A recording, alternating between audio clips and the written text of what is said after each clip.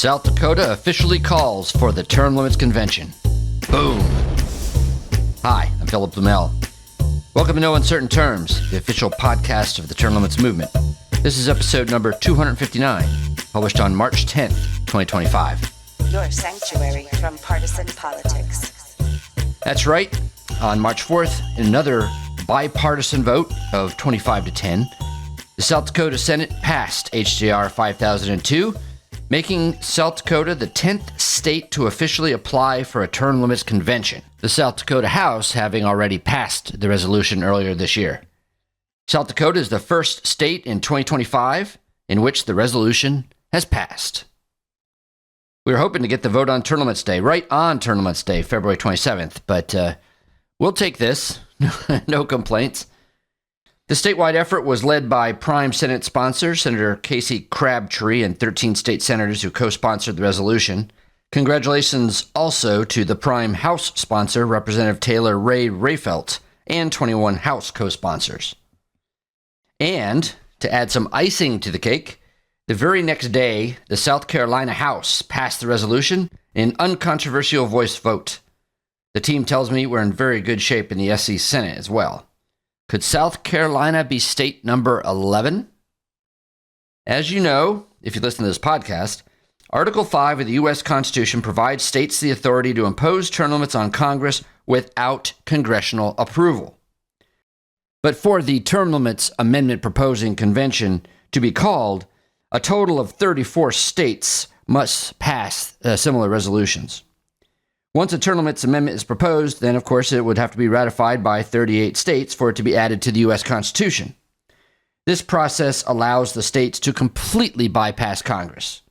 That's if Congress doesn't see the writing on the wall and pass the amendment itself when we get close to the magic 34 states. Historically speaking, that's a much more likely result. Besides the South Carolina House, a single chamber and 3 other states have also applied for the convention this year: Georgia Senate, Indiana Senate, and Arizona House. In total, the resolution is working its way through 12 additional chambers right now. And one of these is the Indiana House. Since it already passed in the Indiana Senate, passage in the Indiana House would make Indiana the 11th state to officially apply for the Term Limits Convention. Keep your fingers crossed. Its prospects look good. Mike Speedy, a former member of the Indiana House and the Indiana State Chair of U.S. Term Limits, was asked about it by WRTV, the ABC affiliate in Indianapolis, last week.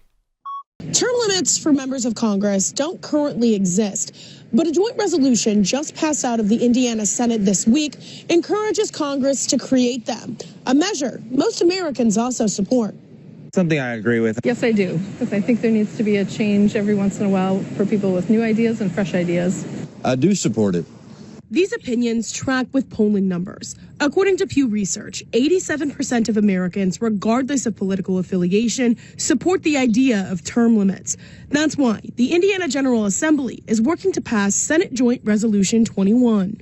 Joint Resolution 21 will put Indiana on the list of states calling for a Article 5 convention to consider U.S. term limits for Congress. Next, let's switch gears. Around the virtual office, we often refer to Florida as the term limits state. After all, no state has more term limits on the books, and the state was the very first to pass the term limits convention bill. Its governor, Ron DeSantis, has even traveled to other states, including Indiana, to push the TLC, as we'd like to call it. Okay, anyway, Florida is at it again today. The Florida Senate Ethics and Elections Committee will be voting on 2 term limits bills today, Monday, March 10th. These are state-level term limits bills that have nothing to do with our congressional term limits project. SJR 536 would put an 8-year term limit on members of all school boards and county commissions which do not already have one. Many do. The second bill, SJR 802, would restrict state lawmakers to an 8-year lifetime term limit. Right now, the limit is only consecutive. Wow, these folks are hardcore. But then again, Florida is Exhibit A for the success of term limits on a state legislature. U.S. Term Limits Executive Director Nick Tomboulides lives in Florida, and I do too. He's in Cocoa, and I'm down in West Palm. Anyway, Nick made the case for tighter term limits March 3rd in the Tampa Bay Times. Here it is, read by the author. Between 1983 and 2021, Michael Madigan spent 36 years as Speaker of the Illinois House of Representatives. After being found guilty in federal court on 10 counts of corruption, Madigan is about to serve a different kind of term, one where the only votes that matter are for who gets the top bunk. As Madigan packs for prison, he should be a cautionary tale for those who still whine about Florida's term limits law. While Illinois has never had term limits, the Florida Constitution limits members of our state House and state Senate to no more than 8 consecutive years in office. This law was adopted in 1992 directly by our people, not the politicians, with 77% of the vote. It protects us from career politicians like Madigan who, if handed long tenure, become drunk on power and start abusing it for personal gain. Madigan is not some anomaly either.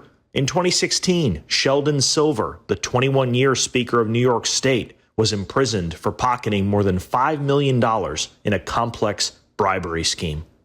Earlier this year, long-serving New Jersey Senator Bob Menendez was given an 11-year prison sentence for accepting gold bars in exchange for improper aid to foreign governments. Careerism and corruption have always gone hand in hand.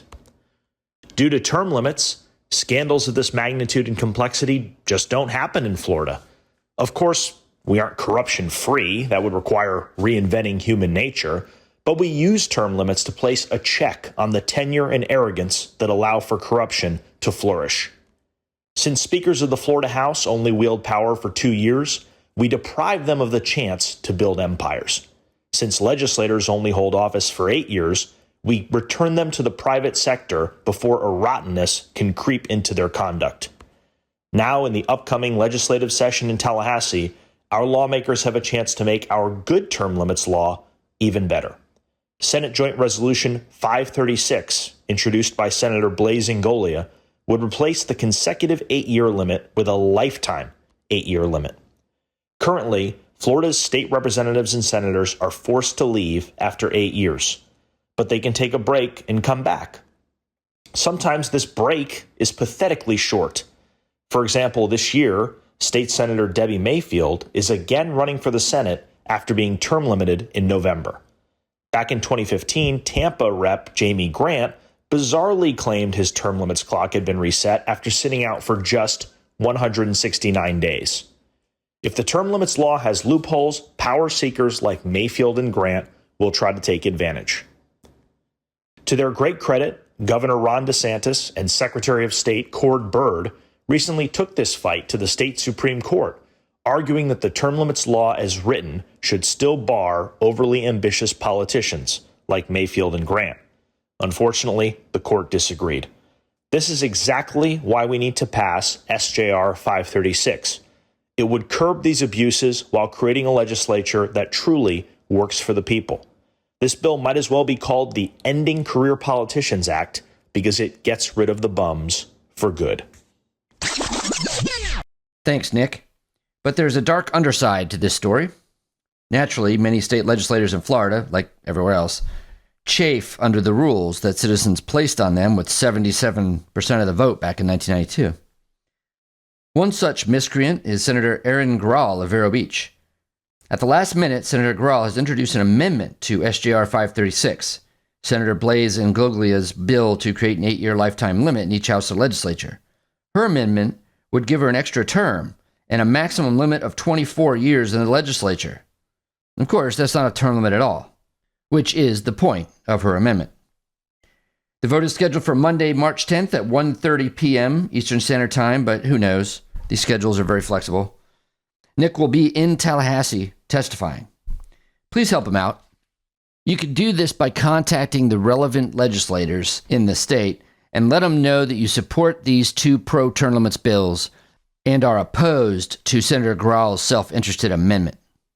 Go to termlimits.com/2025Florida. No space between 2025 and Florida. That's termlimits.com/2025Florida. All lowercase Florida. I'll let you know how it worked out in the next episode. Until then. Like the show? You can help by subscribing and leaving a 5-star review on both Apple and Spotify. It's free. Thanks for joining us for another episode of No Uncertain Terms. The term limits convention bills are moving through the state legislatures. This could be a breakthrough year for the term limits movement. To check on the status of the term limits convention resolution in your state, go to termlimits.com/takeaction. There, you will see if it has been introduced and where it stands in the committee process on its way to the floor vote. If there's action to take, you'll see a Take Action button by your state. Click it. This will give you the opportunity to send a message to the most relevant legislators, urging them to support the legislation. They have to know you're watching. That's termlimits.com/takeaction. If your state has already passed the term limits convention resolution, or the bill's not been introduced in your state, you can still help. Please consider making a contribution to U.S. term limits. It is our aim to hit the reset button on the U.S. Congress, and you can help. Go to termlimits.com/donate. termlimits.com/donate. Thanks. We'll be back next week. Find us on most social media at US Term Limits. Like us on Facebook, Twitter, YouTube, Instagram, and now LinkedIn.